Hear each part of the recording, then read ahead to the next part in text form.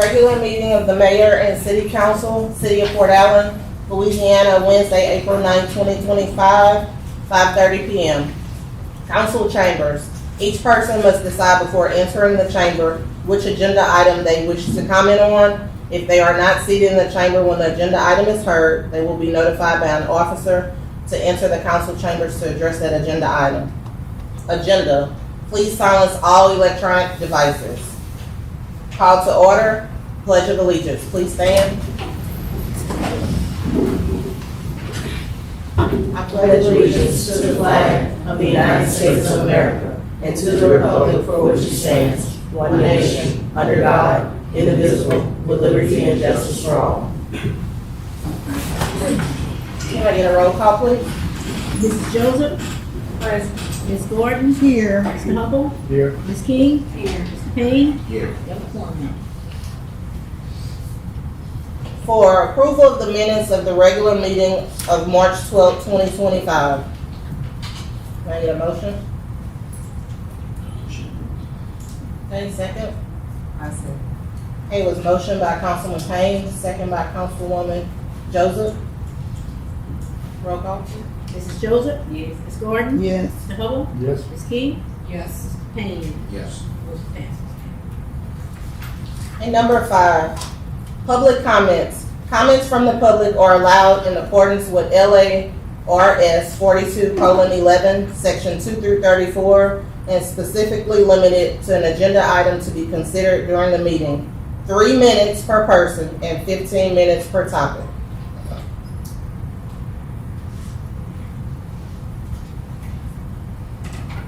Okay, 6, presentation of the 2023-24 annual audit of the city of Port Allen by Erickson Printal CPA Consultants. Mr. Tanny.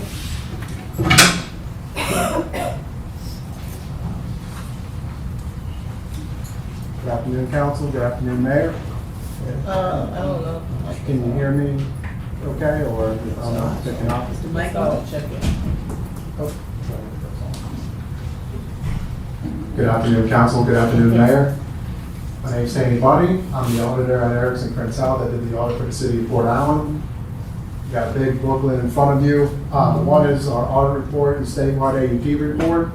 And one is just a letter that I'm required to communicate with you that I go through every year. It's our communication and governance letter. Just kind of highlighting that what are our responsibilities, what is management's responsibilities, and what is the board's responsibilities. Really, the biggest part of it is us doing the audit for the city of Port Allen does not relieve you of management of its responsibilities to provide oversight for the city of Port Allen. There was really no new significant accounting policy adoption updates, nothing that materially changed or had to restate the balance for prior years. I have a few management estimates of OPEB liability, depreciation expense, pension liability. These items are usually determined by an actuary that the city of Port Allen either hires or is done within the retirement plan. Within there, there's just significant estimates that are material to the financial statements that we're opining on. We were unable to conduct the audit within the timely manner that we initially set about. Usually the city of Port Allen June 30th year-end audit has to be done within or submitted to the legislative auditor by December 31st. Which was in 2024. The date of our report is March 7th, 2025.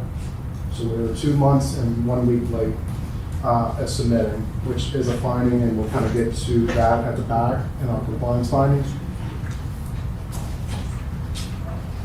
Management has accepted and corrected all misstatements that we noted during the audit. We didn't have any significant disagreements with management during the audit process. If management was to consult with another CPA firm outside of the outsourced accounting of Balkan Winkler, we just want to know what was discussed, because it's typically some sort of significant accounting policy that required judgment to get a professional opinion on. We weren't aware of anything else.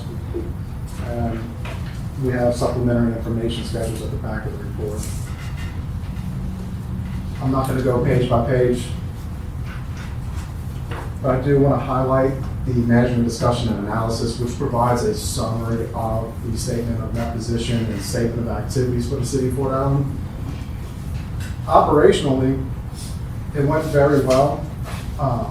There was an increase, or there was a decrease of restricted assets due to ARPA spending. The ARPA was the 2 transfers that was given to the city of Port Allen for what they earmarked as sewer improvement, which are going on. And that's around page 8 where we discussed the statement of acquisition.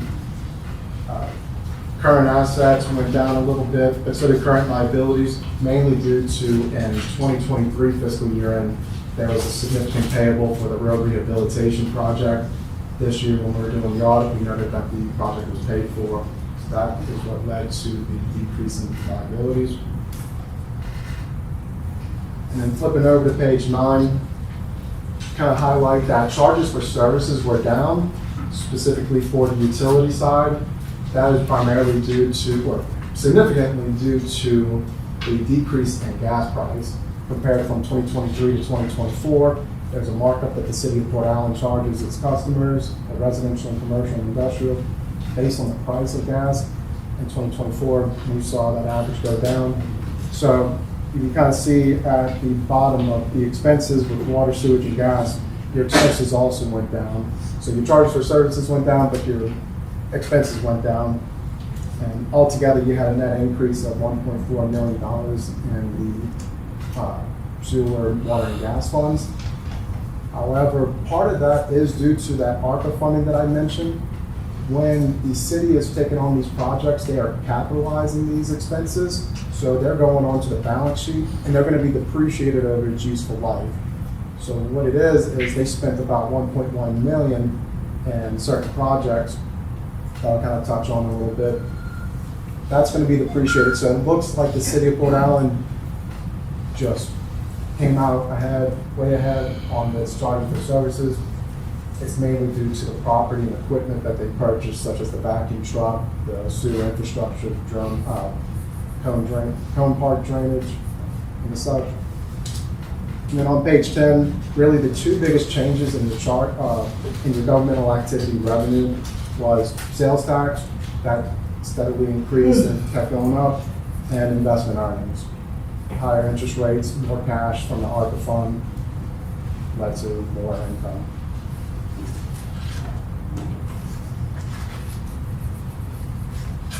And then just kind of highlight several of the big projects or equipment that was purchased. Page 13, we kind of highlight major capital assets that were purchased during the year. One was that Cone Park drainage improvement project that's ongoing or was done. There's 5 new police vehicles that were purchased during the year. And we had a vacuum truck for $300,000 that was purchased using the ARPA funding. So I'm going to flip over and kind of get to, as far as the audit of the financial statements go for the city of Port Allen, we've issued an unmodified or clean opinion. We believe that after the corrections were made for the material adjustments, that the financial statements are presented fairly in accordance with that. But we did note 7 findings, 4 which were material weaknesses and internal controls, 3 being non-compliance issues. And I'm going to flip over to page 88. I'm sorry, if anybody had any questions about the financial statements, I'll just carry on. This is the part that I really want to highlight because last year when I came out, we were late. This year we're late again. We've got to get a handle on the timely reconciliation, which is the first finding. We've got to be able to get a trial balance timely so that we can perform our audit. This requires doing monthly reconciliations, preparing control schedules and such.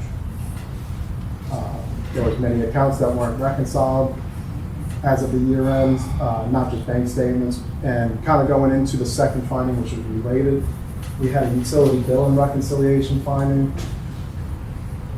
Because of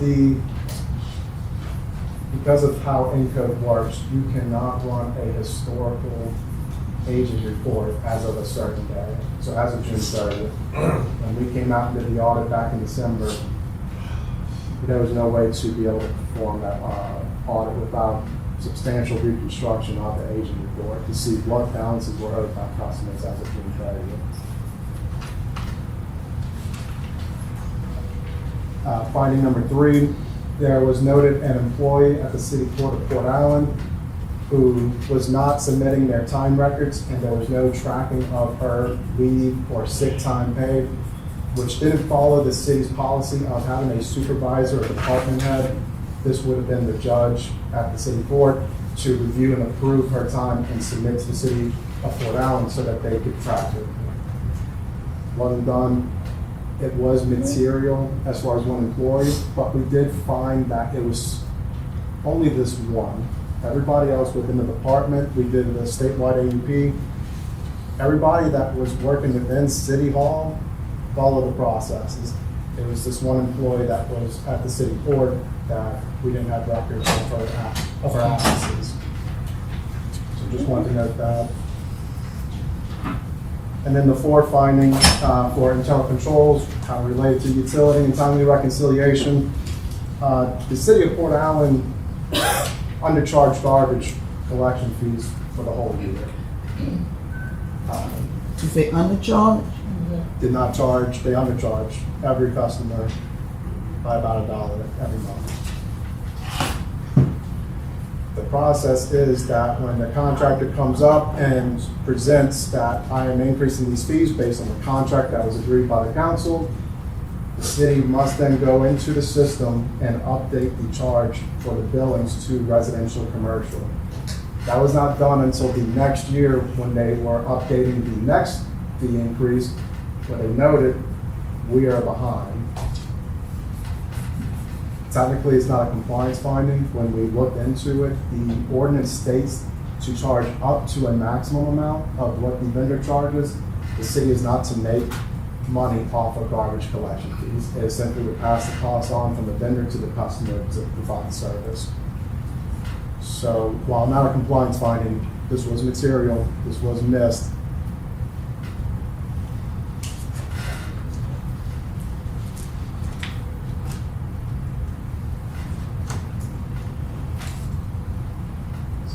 Moving on to our 3 non-compliance findings. We've had this finding for a while now, the budget compliance finding. The City of Port Allen needs to amend their budget for the low-income housing fund because it is considered a special revenue fund, which is a governmental fund that follows the budget law for the state of Louisiana. If revenues or expenses are going to be at an unfavorable variance greater than 5% of the budget versus actual, the city must, in an open meeting, amend the budget to sufficiently cover. There was no amendment, so there was no control in place to even fix that issue in the first place. Again, this is a repeat finding for several years now. And this fund doesn't have a lot of transactions. This will be a monthly, when we get the financials and we compare budget versus actual, where are we at? What the problem is they are budgeting at a zero sum. So whatever expenses are projected to be, revenues are expected to be. So they have a very high favorable variance in revenues because they under budgeted, but they have a very high unfavorable variance in expenses because they under budgeted. 6th finding is non-compliance with Louisiana audit law reporting requirements. As I stated before, the report is due to the legislative auditor by December 31st. We submitted it around mid-March. And then the 7th finding is non-compliance with Louisiana open meeting laws. When we came out and did the planning, it's not that y'all didn't have the meeting, it's that it was not publicly posted online. It stopped as of April 2024. When we came out in November 2024, there was no minutes available.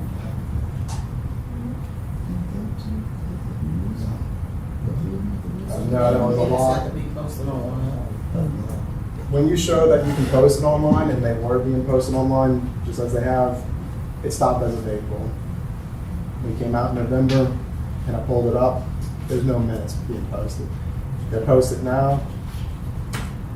And I'll check after this meeting, did anybody get publicly posted that we came and presented this audit report? It should be done within, I think the view of the responsible official was within 48 hours of the meeting. So by the end of this week, I should be able to pull up this council meeting and see what happened.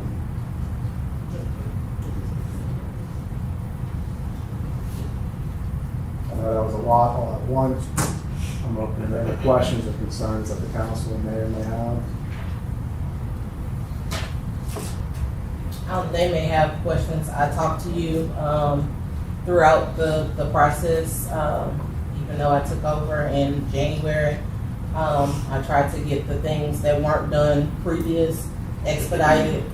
So I do appreciate you giving me the chance to, you know, to try to get it done. You know, most of this was before me. We talked about a lot of the findings in-house, and moving forward, we have plans in place already. So I don't know if the council has any questions.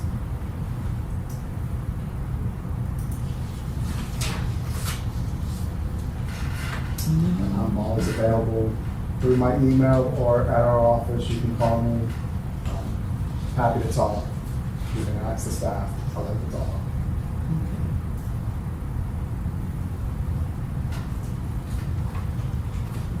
I do have to move on to the statewide agreed upon procedure. I'll just kind of go over it quick, what were the findings and what was management's responses to those. We've had the same finding for the last couple of years.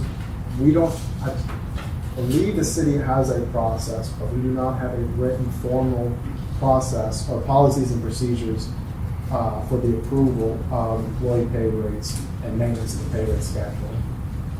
We've done this testing specifically to our employee being paid at the right wage rate. It comes back fine. This is just a written policy and procedure. That's all this exception is saying. There's going to the board, and I'm on the second to last page of this full report. I'm on the statewide ADP. We did have a finding with the board or council meeting minutes, and that there was no reference to the board reviewing the budgets to actual or comparing to previous years. I didn't understand what you said. There was no reference in the minutes that y'all are receiving a budget versus actual of where y'all stand operationally and then compare it to prior year. I don't know if y'all are receiving that, but in the minutes, it's not being referenced.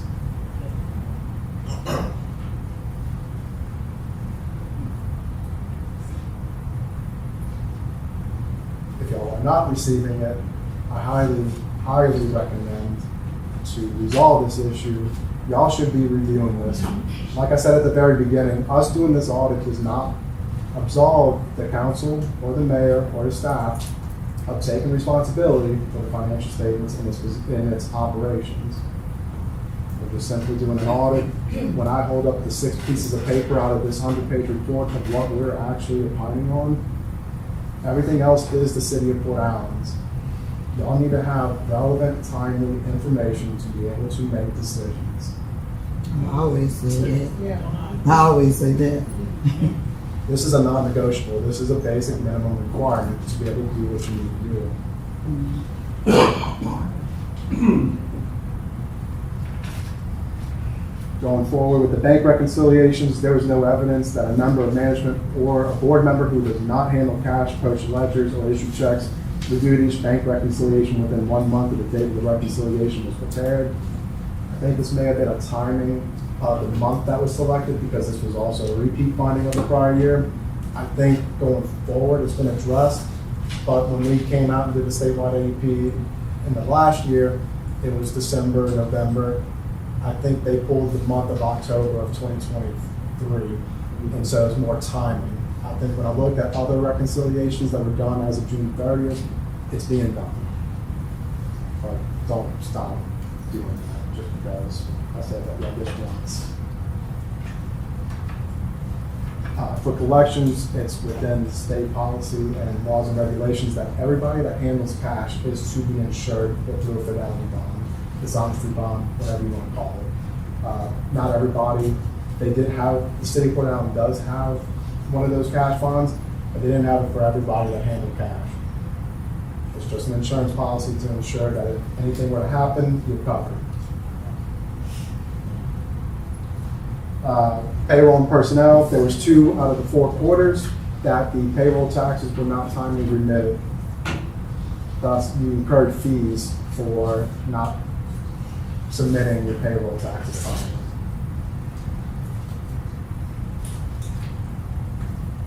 Ethics, there was 1 employee who did not have support for the completion of ethics training. I think it was a part-time / kind of volunteer person. However, in the system, he's noted as an employee. He got randomly tested. It always happens. We always pick the 1. In sexual harassment, there was 2 employees / officials that did not have support for completion of the sexual harassment policy.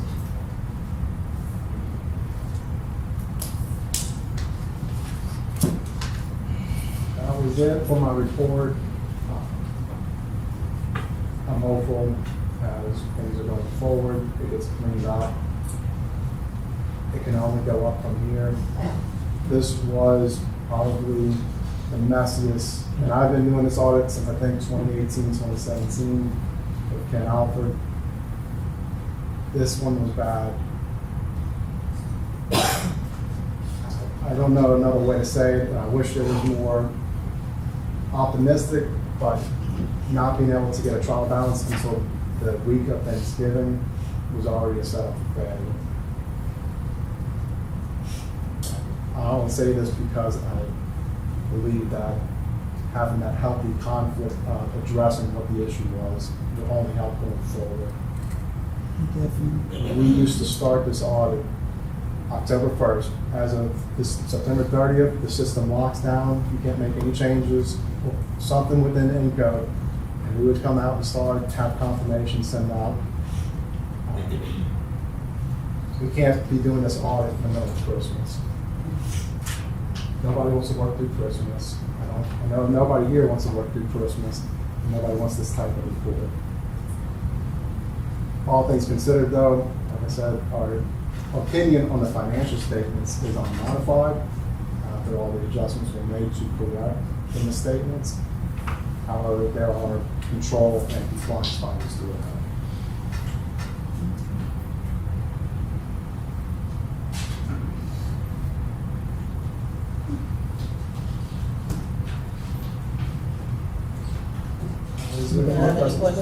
Yeah, I've talked to Tanny. I've worked with him. He's right. This is probably the worst audit that I've been a part of since I've been at the city. I worked with you for several years now here, and this probably is the worst that we've had. Like I said, the findings.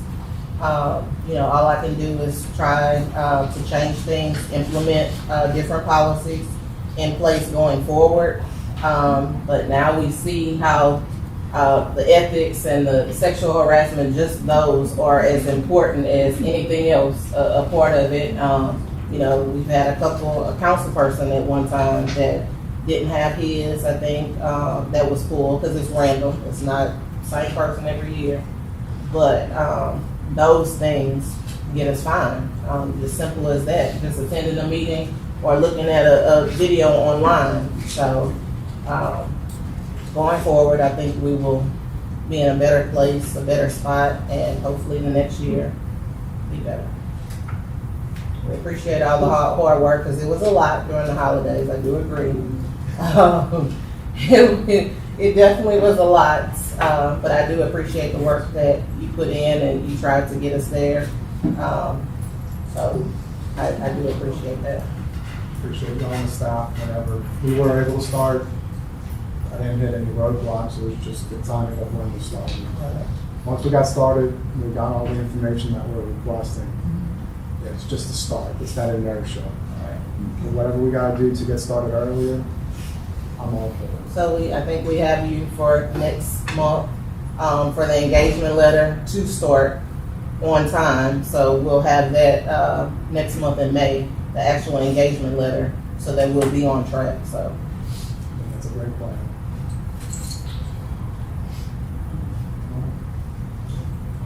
I don't know if y'all have to vote on it. I don't think so. It's a presentation, not consideration. Right. Okay. Thank you.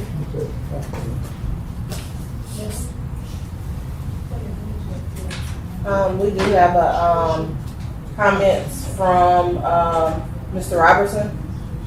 Do you wanna, you put all, so I'm not sure what all you wanna comment on, but do you wanna comment on that? On the audit? No. Yes, okay. Number 7, public hearing to obtain views on the proposed subdivision of the municipal property located at 605 North 15th Street, also known as 9.108 acres in section 67 T7S R12E, designated as lots C and D, PA 2 of 85. This item was not approved by the Planning and Zoning Commission.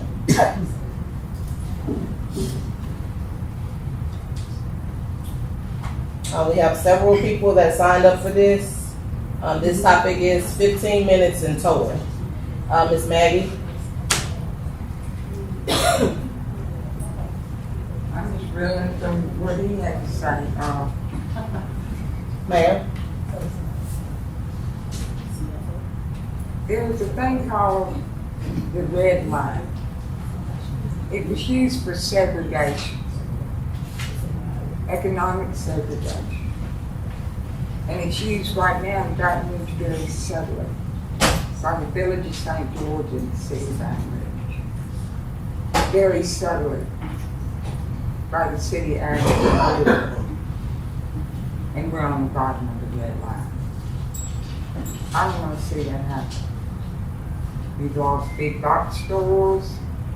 We've lost a lot of things. But you can go down LA1 and you can look on the left side, you see a disparity. You look on the right side, you see a disparity. I don't think this would fly in the Oaks. I don't. And I live in Oaks. Why can't we build something that's worth it? Instead of low income housing. I have 4 friends right now fighting in Baton Rouge. Because they started out, Pattan used to be beautiful. From my shade, my old city used to be beautiful. And it's a mess. Their city, they'll keep it 10 years and then they get rid of it. International investors come in, ceiling falls in, they don't care.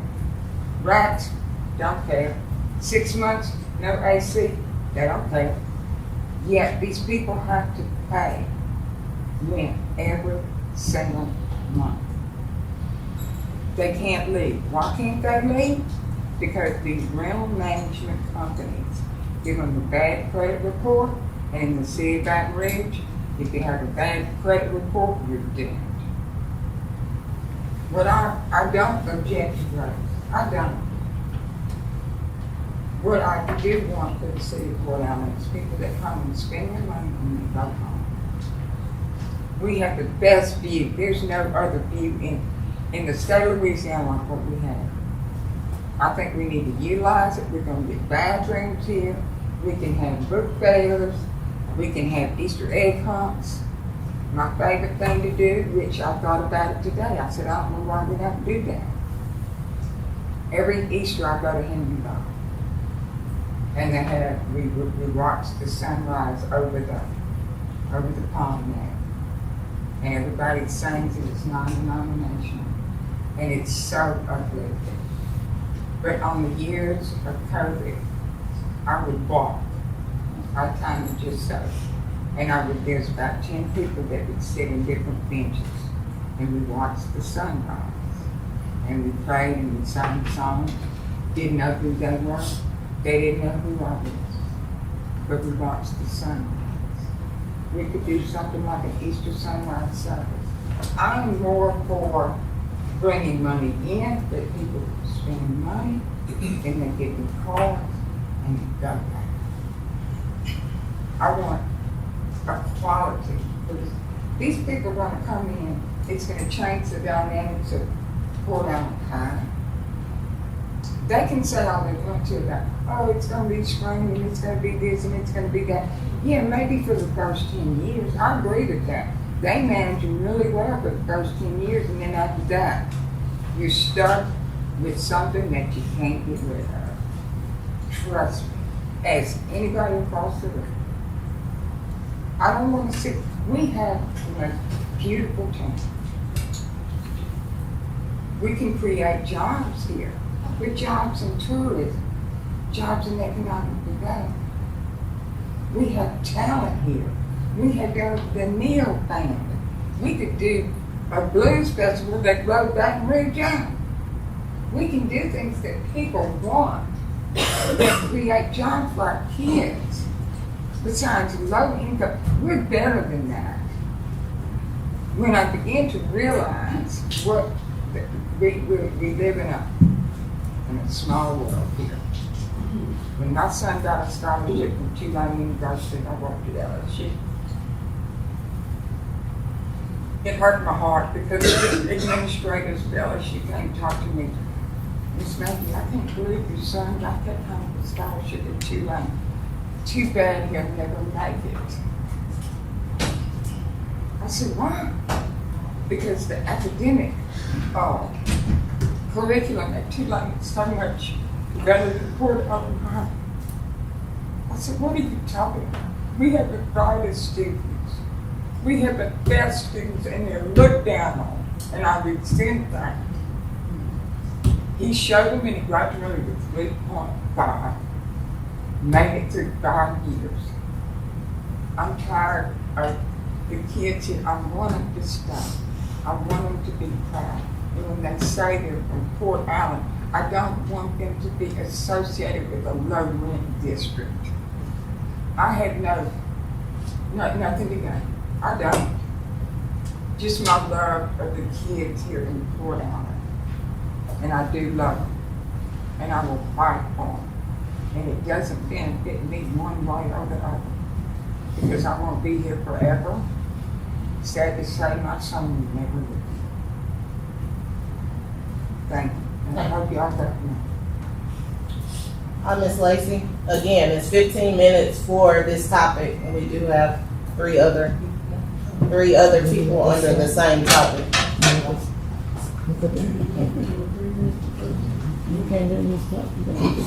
It's not my time, I'll be very short. Good evening, council. I mean, I think that the council probably have heard a lot of the objections from the community. I haven't heard a lot from the council though. As a former council member, I think it's important that my time be spent and allowed to be our time. Because I would like to hear from each council person how this project is a advancement for the city. How do you look at this project in future terms? Like, what is the projected revenue that you feel that this project will bring into the city? I also would like to hear from each one of you all based on the platform in which you ran on. And I think everyone, including myself, was infrastructure. Blighted, and we had some youth programs there. How did we get from the campaign trail to here, to housing development? When did that come into the play? It was like a bait and switch once we got here. I would like to know if this project is moving forward. What other efforts have been made to reach out to like the other businesses, adjacent businesses in that area? You have Portmore, that look like some from a horror movie. You have Mr. Robinson, his property. We have some other property there that just seem always to have high grass. We have the nursing home. Then you have Lynn Robinson townhouses, and she's a slumlord. Oh, So what are we inviting? What is attractive there? You know, what is attractions? What are we talking to those adjacent property owners about? Hey, we may need you to kind of beautify this. We bringing in another development. Even the road that leads to where the development would be is a mess. We looking at low to moderate income.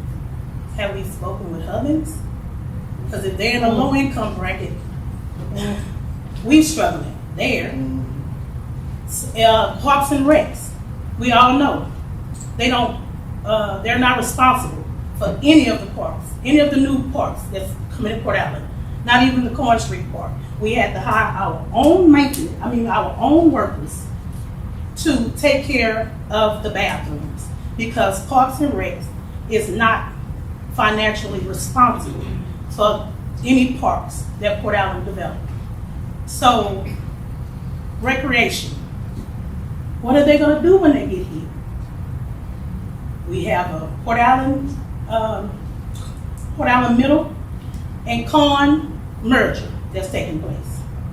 So all the traffic now is going to come on back over here to Carolina Place. Like, I just want to hear from each one of you all about this project, your feelings towards this project. What have you done? Predated this project? How did you get off from the campaign trail that you were on, the infrastructure, to now the very first meeting we came in with housing development? Do you believe if we would have went door to door and said we doing housing development, you'll be sitting in those seats? No. I don't think so. And why are we still here when the people is saying no? So I think it's just time for our council to talk, because I think the people have talked a lot and we could just gonna be redundant and some of the stuff gonna be echoed the same thing. I really want to hear from each council person. You can hear from me. Well, first of all, you haven't heard from me. Because since I won this election, you taken me to court. It's been back and forth. I haven't opened my mouth. Second of all, you don't know the legwork I done put into this. You don't know how I feel. You don't know how I'm gonna vote. That's what I'm asking. Because, wait, hold on, it's my turn. I haven't opened my mouth. I let everybody say what they had to say. Now it's my turn. I've done my living. I know how the people feel. So you don't know how I'm gonna vote. I have been back there to Carolina. I've been back there personally. So you don't know. I have walked this city, door to door. This was before my time. So you have done some things that when you put them 600 houses down there, we don't get some of the tax, we don't get some of the revenue either. So if you stand up there and say, This personal? no, this is not personal, this Okay, that's business. it sounded personal. No. And I won't be personal. I won't be It's personal. business. It's all business. It's all business. The people in Carolina Place told me that you came to them personally and you wanted to put that sewer plant back there. The sewer plant not going back there. So when we get the vote, you're gonna know how I'm gonna vote. They also told me what they don't want back there, and they also told me how they feel about this project. How do you feel? And how I feel is gonna be how I vote. I want to hear it. No, you're gonna hear it when I vote. The purpose of this agenda item is for the council to hear the public's views on But this. we don't hear from the But council. the council Because should you don't next contact the agenda council. item, Y'all agenda figure out you item don't number social I one. have talked to every person. Adrian, You I've didn't talk to me. You never Miss called Lacy, me. Miss Lacy. So- You never called me. You never called me. We talked, me and you No, talked. you didn't. You lied. No, we didn't. Charlene, I was at the hospital. Remember, I was at the hospital. What and hospital? I was at the hospital when you and I talked on the phone that day. Hey, next, Not me. Oh my God. Ms. Lacy, your Ms. time is Lacy. up. We have another person that So no, wants to speak how about on. the other council? The council will have the opportunity to make any comments that they want to make before they take action, if they take action on the next agenda item, the agenda item number 8. The purpose of 7, which what we're on, is for the public, so for last time, Okay. give their thoughts on this item, and then we're gonna move to 8. Okay, thank you so much. And can I just clear up one thing? I didn't take you to court, I sleep, I went to get that state. I just want to make sure. Okay, that's a personal item. All right, move on, come on. Ms. Persino. Good evening, council. Can I get my 3 minutes, please? Okay, I'm gonna try to make it. I'm not from Port Allen. Born and raised, Baton Rouge, 70805. I came to Port Allen because my husband's family was from here. Our intent was to never make Port Allen our home. We made Port Allen our home because of the community. And when I say I'm 70805, I went to a Stroma, the pits. And I'm proud of the developer for getting the grant from LHC. However, I don't want it in my community. The reason why I say I don't want it in my community is because you're saying it's affordable housing. I work in mortgage lending. I've done several loans in this community, personally, for clients who qualify for down payment assistance that were able to purchase 3-bedroom homes, 4-bedroom homes, and get in a $1,200 mortgage loan. This particular developer is saying a 1-bedroom is $1,200, but I'm giving them a 3-bedroom for the same amount of money.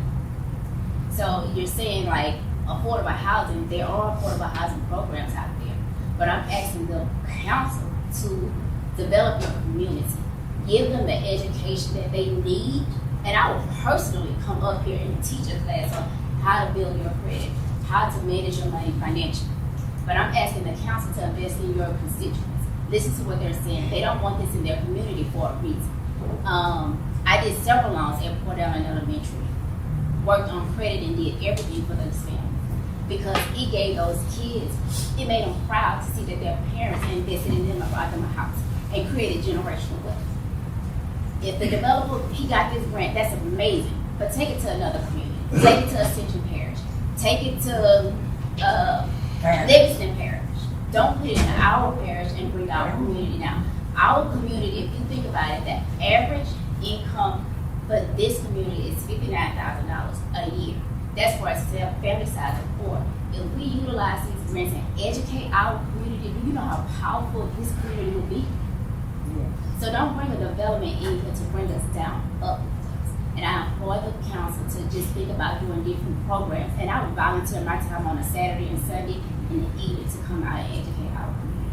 So before you make a decision, think about it. And think about this. Your kids, you tell them, no, you can't do something. And then they go back and dress it up another way for them to get that opportunity to do something. And you tell them no again. And then they say, well, Mom, I can do this, that. The answer is still no. The community is telling you right now we don't want this development at this moment. Listen to them and think about ways that they can be heard in another way instead of bringing this development in our community and bringing it down. That's our ask. Before we hear you, Mr. Strange, Mr. Robertson, are you put all, so I don't know what all. I'll go to number 10. I'll see. Okay, Mr. Strange.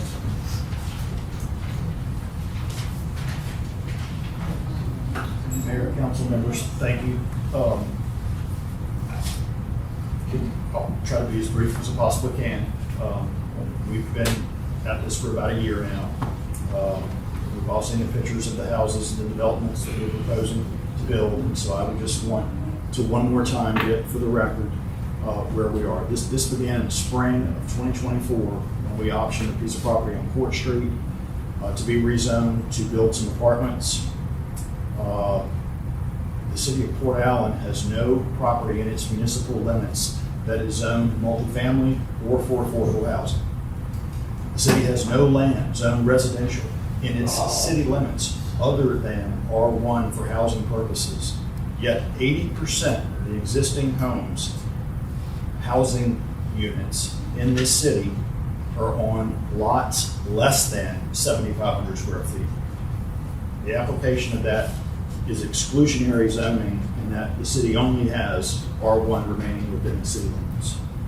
In the fall of 2024, the city denied our request to rezone the acreage on Court Street for a multifamily development. There were really no reasons given at that meeting that were relative to the request for the rezoning of the property. After that, we went and optioned a piece of property slightly outside the city limits in the parish. The parish likewise denied our request for zoning for multifamily for an affordable housing development within this parish.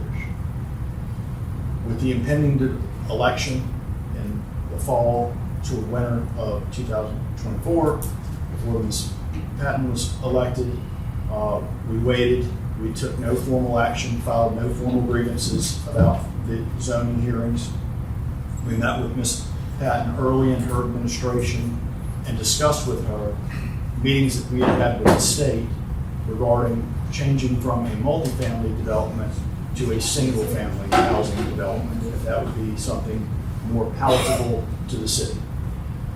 We also identified a parcel of land not owned by the city, but not being utilized, that was 9 acres, and that we offered to buy that for $700,000, regardless of what the appraised value was. The appraised value came back at $100,000.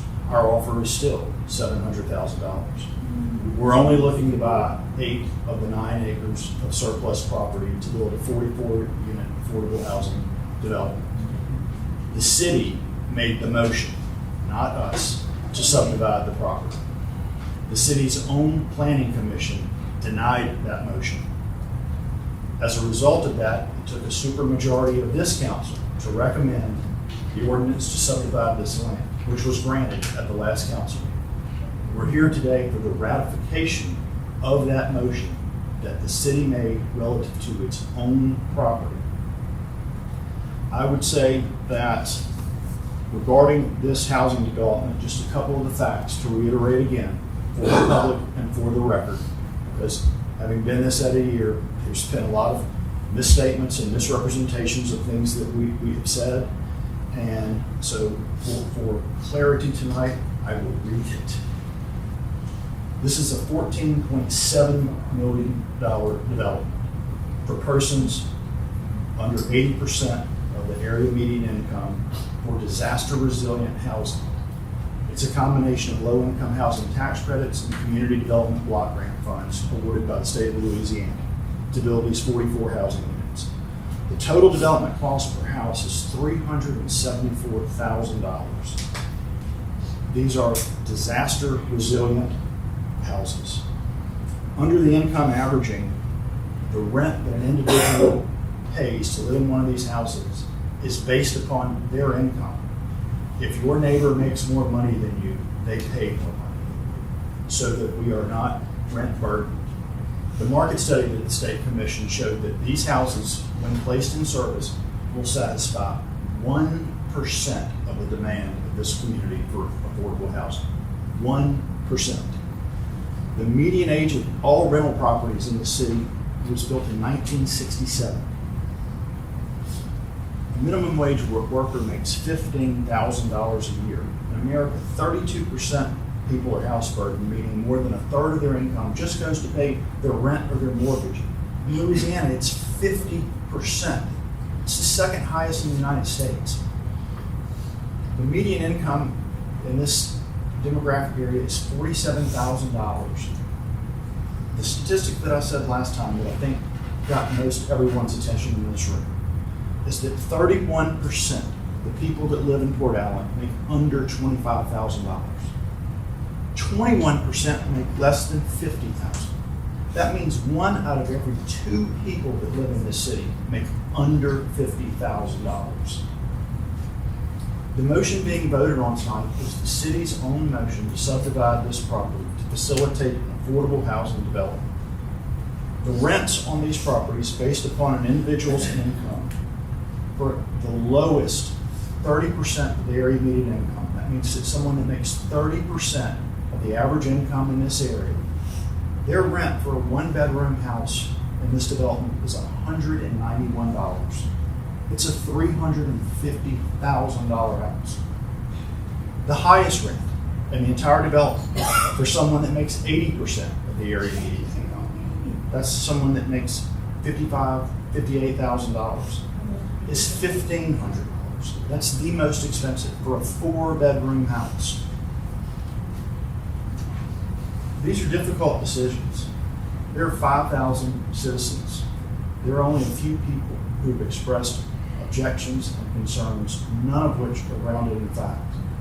This development will provide much needed affordable housing to this community to allow people to pay affordable rents, to be able to afford ever increasing costs of goods and services so that they're not house burdened, so they can spend money in this community. And I will say one other thing is that these market studies that are commissioned have a market area.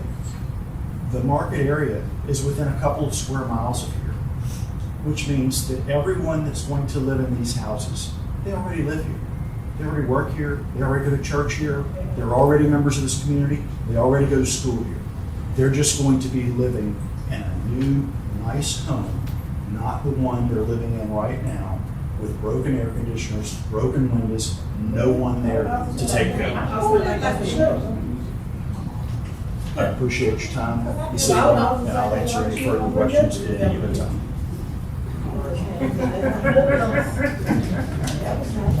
I'm gonna say something. First off, I'm gonna say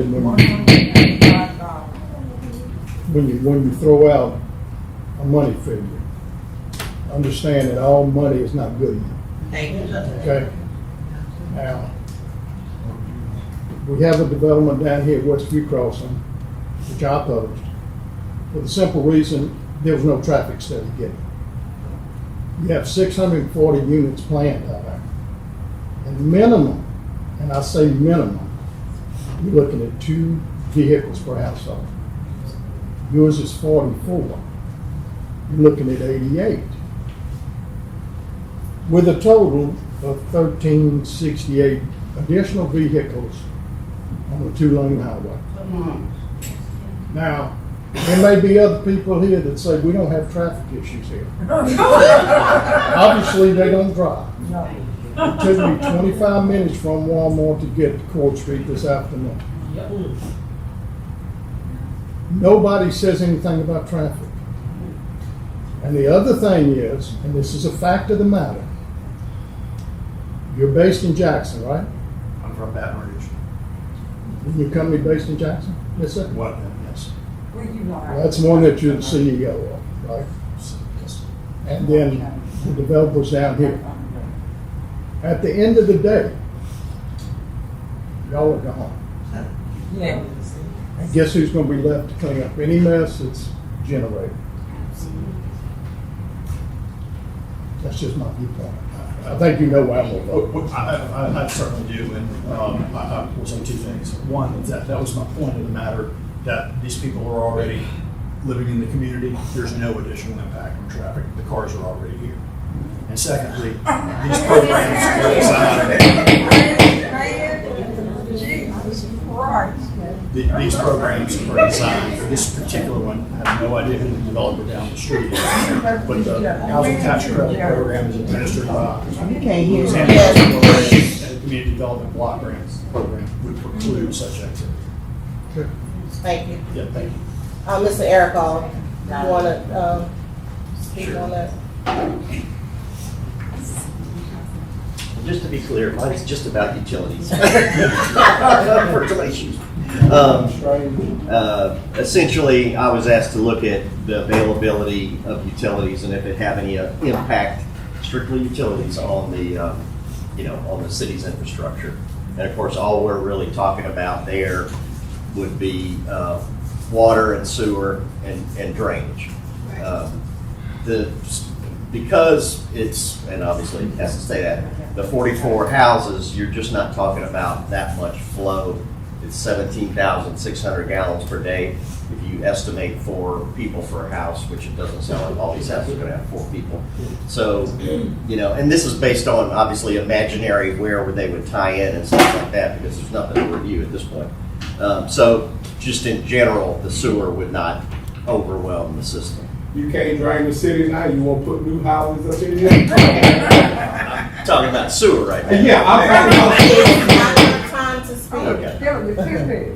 You should have begged for money, I know what you're doing, trust me. I Put me out. Okay, Mr. Ericall was asked by the city to give this information so that everyone will be aware of everything for this project. So, Thank you, ma'am. please continue. As far as the water, y'all's water system is looped. Obviously, the tower is about 5 blocks roughly from there. So assuming that they actually put in the appropriate, piping, that amount of demand, again, you wouldn't be able to notice it in your city. Now, drainage, obviously I can't comment on drainage because there's no drainage to review. What would happen is, just like any other development, you would have a drainage impact study that they would have to submit to the city, and the city would probably submit it to us or somebody, and that would be reviewed to make sure their drainage would not have an impact up to a design storm. That's, again, because it's so small, it doesn't, on the water and sewer, it's not that difficult. Drainage, it's a lot of acreage, so depending on what they do, that matters. Thank you, Mr. Ericall. Number 8, consider adopting an ordinance for the subdivision of the municipal. I will go after you. I'll let you. I want to ask you something. You want to ask me something? Oh, go ahead. No, Okay, I'm sorry. Okay. Number 8, consider adopting an ordinance for the subdivision of the municipal property located at 605 North 15th Street, also known as 9.108 acres in section 67T7S R12E, designated as lots C, D, PA 2 through 85. This item was not approved by the Planning and Zoning Commission. Ms. Rhodes? Ordinance 3 of 2025, an ordinance of the city of Port Allen to subdivide the municipal property located at 605 North 15th Street, also known as 9.108 acres in section 67 T7S R12E, designated as lot C and D, PA 2-85, and to provide for related matters. Council members, because the Planning and Zoning Commission did not approve the initial request to subdivide, in order for this agenda item to pass, it would require a vote of 4 yeses. That's 4 votes in favor. If this item doesn't get a vote of 4 yeses, 4 votes in favor, then it would fail, and agenda items 9 and 10 would be moot, which means that it would not be necessary to take those up for the rezoning and for the sale, introducing an ordinance for those. And so I wanted you to have that information before you have any discussion or before you entertain any motion. No, so if we do the certified and the rezoning, we still need that option to sell it. We don't have to sell it after that, correct? Correct. Okay. Like this, so like this if is he's just, rezoning, he has to test the land to see if he can build on it. correct. But we don't have to sell after he do that, but we can subdivide and rezone it for him to check the land out, correct? Say that again. Environmental studies. Right. Well, there's a lot of steps that would have to, this agenda item is literally just for the subdivision for that 9 whatever acres, 9.108 acres. Hey, can I get a motion? Motion. What's the motion? So the motion is to approve the ordinance for the re-subdivision of the municipal property located at the 605 North 15th Street. Need a second? I second. Okay, it was motion by Ms. Payne, second by Councilwoman Gordon. Roll call. Mrs. Joseph, No. Ms. Gordon, Yes. Mr. Hubble, No. Ms. King, No. Mr. Payne. Yes. Motion failed, Mayor. Okay. Because agenda item number 8 failed, agenda items number 9 and 10 are moved, and so they don't need to be taken up. And I want to say something, I want to say something on this. This has been going on for months and months, but we only wait now till we get to meeting to ask any of us how we feel and what we think about the property. I think all the comments that have been posted and no one ever came to sit down. I posted my phone number. Everyone knows I've been working here. I just have a different position. But no one ever took the time to come and sit and ask or to talk and see what I can only speak for myself. My thoughts were on the property beforehand or before now. So I think moving forward, if we're going to move forward as a community, I think we need to start with those things first before we bash someone, publicly on social media or calls or anything. Just have a conversation. It only takes a conversation to have. I can have a conversation. Like I said, I can only speak for myself, but I think moving forward, for us to move forward as a community, we talk about community and community-based. I ran on community, and I posted, like I said, my number. Most have my personal cell number. But I think before we can move forward first, we have to look within ourselves before anything. So I just, ma'am, You out. I understand that, but you want to. Quiet, please. But you want to ask now, but like I said, instead of just posting, it was posted that I voted. The mayor has never voted. Since I've been in here in January, I've never made one vote. And it was posted, yes ma'am, it was, that I voted and the mayor voted for this and she voted against that. I've never made one vote since I've the dumbest person. Quiet, please. Since I've been here, Miss Lacy. I've talked to you, but I think it just needs to be publicly said that I am here for the people. I am here for the community. I am open to talking to anyone in here as long as you have a conversation. As long as you come to have a conversation with me, I have no problem with talking to any one of you. And I think before some of the things that were posted and said, I think conversations needed to be had first. So I just wanted to say that. So we're going to move on to number 11. You've already But I am very spoken. respectful. You've already spoken, Ms. Lacey. No, I'm You've just- already spoken for the comment that you signed up for 7. I'm just saying. You've already. Based on what you said. Maurice. I'm sure you don't have to. I just want to be respectful. I understand, but this is not the time. She spoke, she signed up for number 7. But you So just she spoke, did- so I just want to say something. And we can talk after this, it's But fine. it's not just about you, you spoke for the whole council. I said myself. You said. Number 11. Consider approving a cooperative endeavor agreement with the One West Baton Rouge organization in support of the annual Family Day in the Park in the amount of $2,000, community development. Yeah, we just had not signed it, so we put it back on. We didn't have it, but yeah, they approved it last month. Okay. We had not signed it yet, so we can go ahead and see it. Okay. So we'll get those documents sent to you. Yes. We voted Oh, last that's time. it. Yeah, So we'll get those. yeah. Okay. We just not signed it and we didn't have it put it back. Number 12, public hearing to obtain views concerning approving an ordinance to increase the water and gas budget by $100,000 to address multiple leak repairs. Who's speaking on it? I thought Mr. Joseph.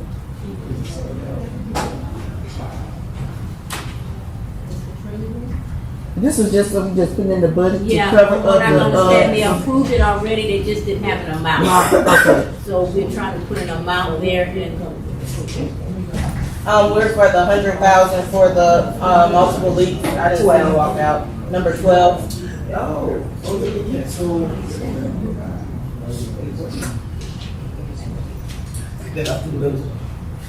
Yeah, we discussed this at committee. Yes, we did. We've had several gas leaks in the system, so we're asking for $100,000 budget amendment to address the costs associated with repairing those gas leaks. Okay, so you wanna stay for 13? I'm sorry. No, this is, This is the public hearing. so- Yes, good. so nobody else spoke public hearing, so public. Nobody, sorry. Okay. 13, consider an ordinance to increase the water and gas budget by $100,000 to address multiple leak repairs. That's it, so just go over it. Any questions? Y'all have any questions? Go ahead.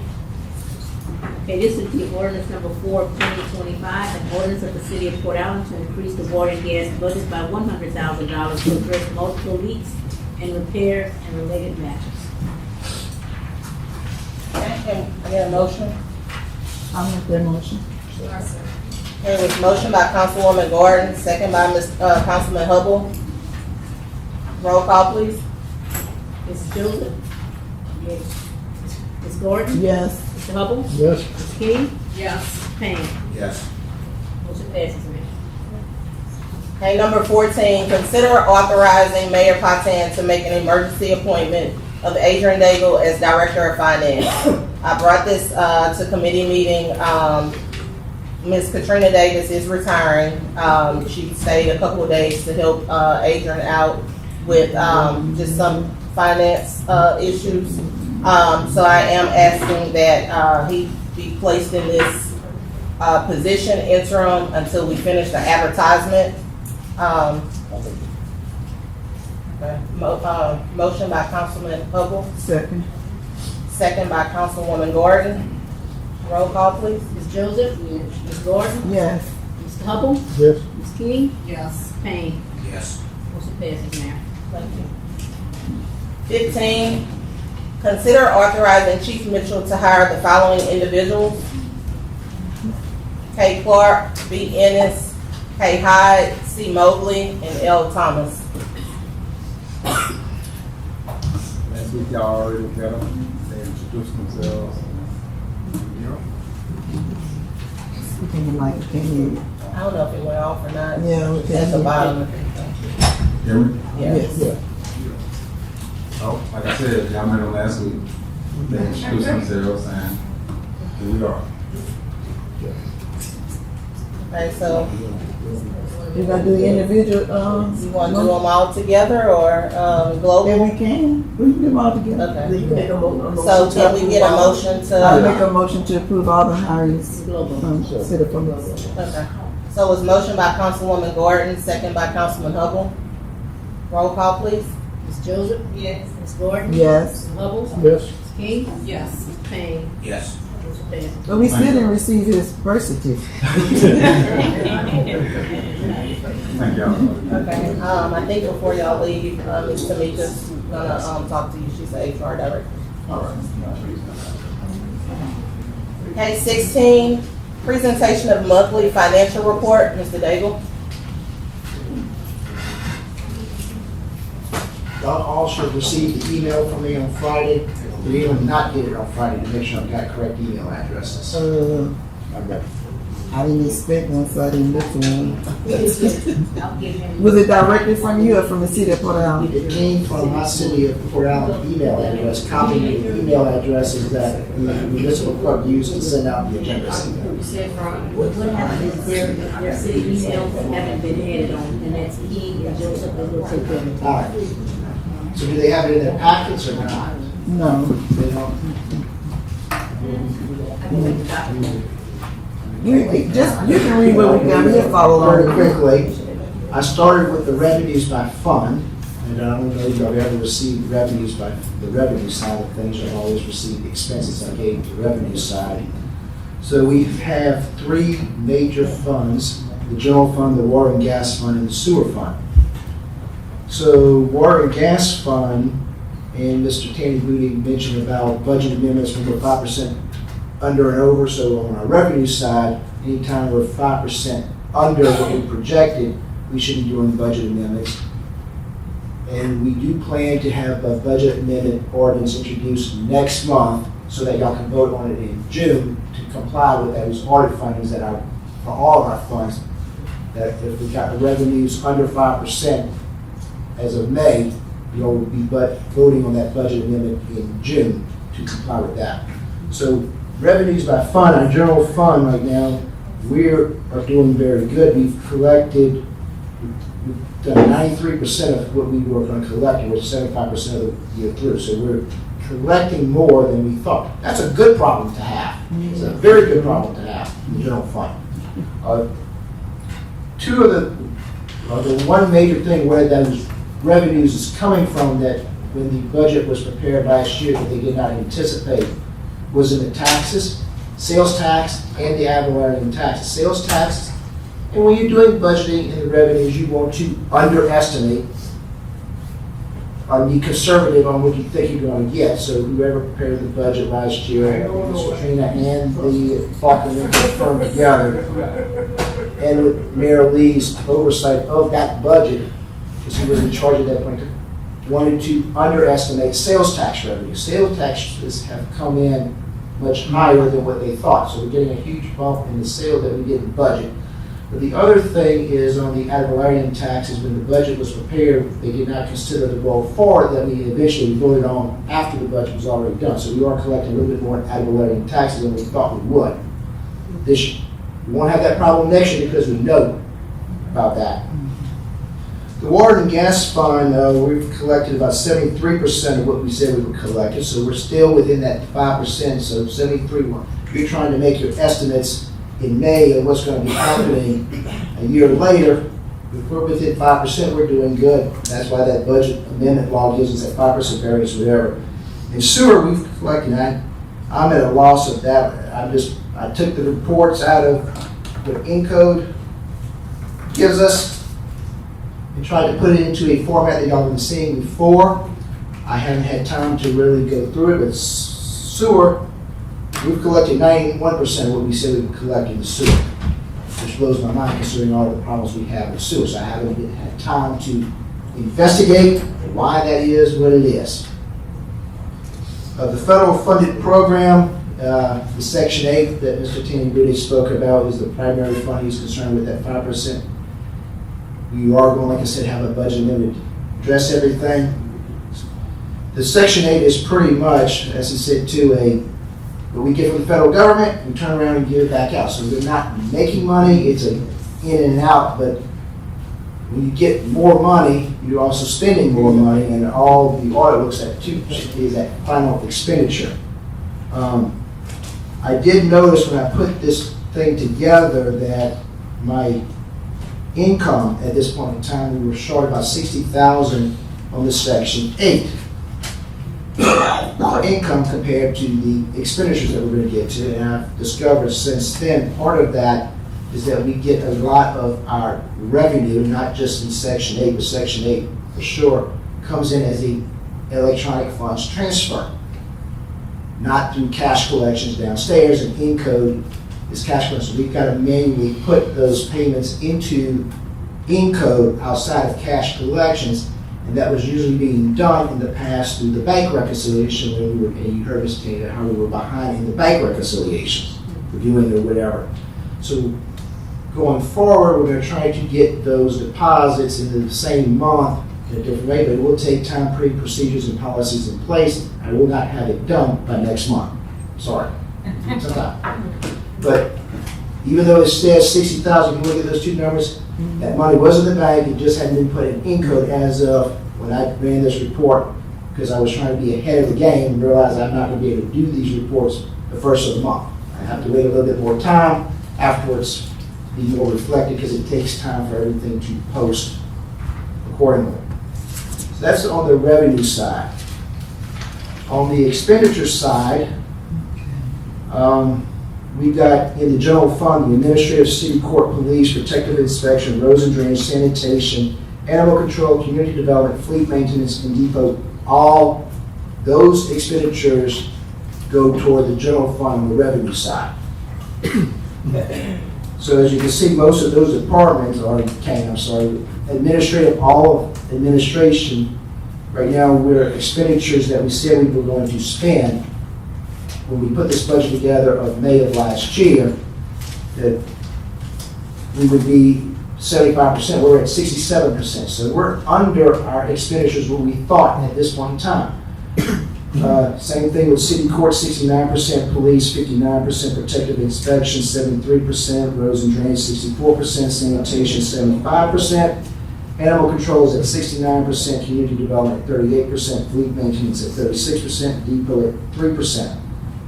One thing to note that while some of these are much lower, we've got insurance premiums for our liability, fire insurance, and all those things that are paid out in May for a year's worth of time. So they have not been paid yet, that we'll be paying, that will bump these percentage up to much closer to what those percentages need to be.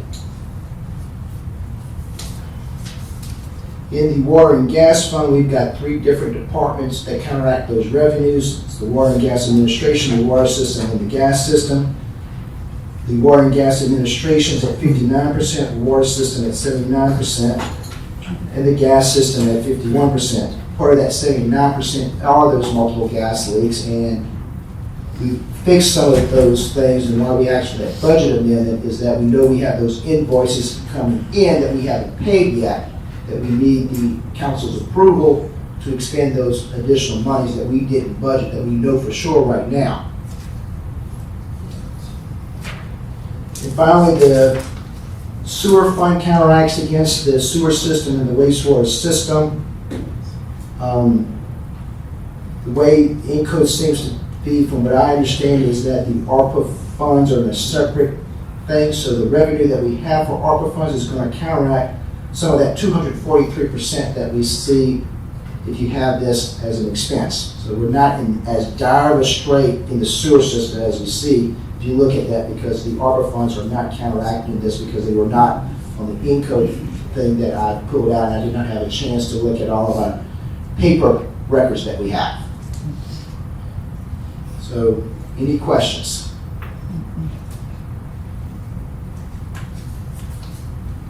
Thank you. Thank you. Mr. Hasbert? Yes, ma'am. How you doing? Can I pass this up to you, please, ma'am?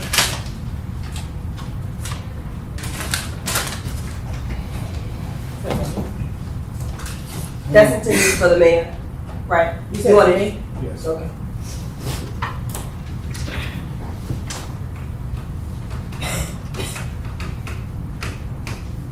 I went through the skid steer.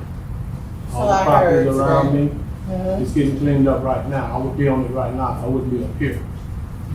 I had one of your employees, not your employee, but city employees, tell me I should take my personal money last week and clean it up myself, because Mr. Hubble told him don't clean up nothing around me. So I'm taking it up on myself.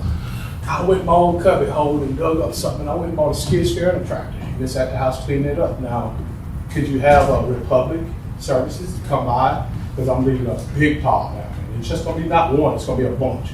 I'm going down to Chaffelage Street. All the people that need their yard cleaned up, then I'm doing it because of moi and whoever else, you know who I'm talking about. I'm not going to call no names. Ain't going to do shit for us back there. Y'all have a nice day. And when I get finished, I'll bring you the rest of the bills too. 17, condemnation proceedings. None at this time, Mayor. 18, alcohol beverage permits. Announcements and correspondence. We just want to let everyone know we do have an Easter Kids Fest this Saturday here on the grounds of City Hall. It's from 12 to 4:30. Please bring the kids out. We have plenty for them to do. We have plenty food. If you would like to volunteer, we are accepting volunteers also. We look to have a great time. Ms. Rose, I'm not sure if you have anything else? Yeah, anything else you want to do, especially if you have some young folks that are in your family that need service hours, high school kids, we're glad to work with them because we do need folks that will, keep an eye on the space walks and the slides that we're gonna have out here, just lots of funny games for the kids. There will be an Easter egg hunt, but finger painting, face painting, there are a lot of prizes for the kids, DJ. I think they're gonna have a great time. So that's what we want to do, have a day just for the kids. So, if y'all got any questions or anybody want to volunteer their time or whatever, just give us a call and we'll be sure to look forward. I just want to remind everyone that Sheriff Adrain will have his senior day, April the 16th, from 10 o'clock to 3 o'clock p.m. And he's asking for all the senior citizens to come out and have a good time. They'll be playing bingo, give you some information on how to protect yourself, and just come out and have a good time with the sheriff and his people. What time? 10 o'clock to 3 p.m. at West Baton Rouge Community Center. And of course, Family Day in the Park. Oh, at Family Day in the Park is May the 24th from 12 to 7. Okay, no further announcements? Adjourn.